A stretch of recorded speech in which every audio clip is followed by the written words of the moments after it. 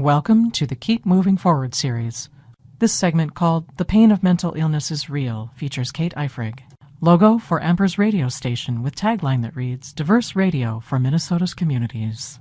Photo of Kate Eifrig. The stigma and the shame put on top of it says you don't deserve to feel this bad. You're making it up. You're over-dramatizing it. It's all in your head. And the ironic thing is, it is all in your head because that's where the organ is that's screwing up. This is Keep Moving Forward. Photo of President George H.W. Bush signing the Americans with Disabilities Act into law.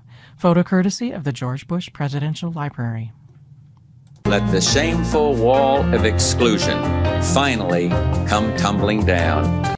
Logos that read Americans with Disabilities Act 1990 to 2015 and Disability Rights are Civil Rights. Logos courtesy of the ADA National Network. Exploring the legacy and promise of the Americans with Disabilities Act. Photos of Kate Eifrig and her service dog. I am Kate Eifrig. What I have is refractory treatment-resistant major clinical depression and generalized anxiety disorder with PTSD and social anxiety disorder as well. Each one of those diagnoses validates something that's real and gives you something to fight.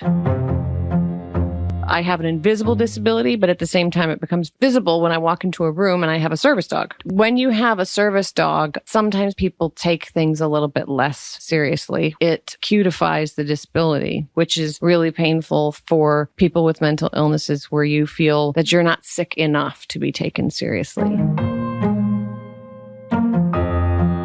You don't have to prove you're hurt. This isn't illness. And that's what I say over and over when I'm talking to people about mental illness, but I have to say it to myself too. Logos for the Minnesota Council on Disability, the Minnesota Humanities Center, the Minnesota Arts and Cultural Heritage Fund, and the Amper's radio station. Keep Moving Forward is supported by the Minnesota Council on Disability, the Minnesota Humanities Center, and the Minnesota Arts and Cultural Heritage Fund. Online at ampers.org.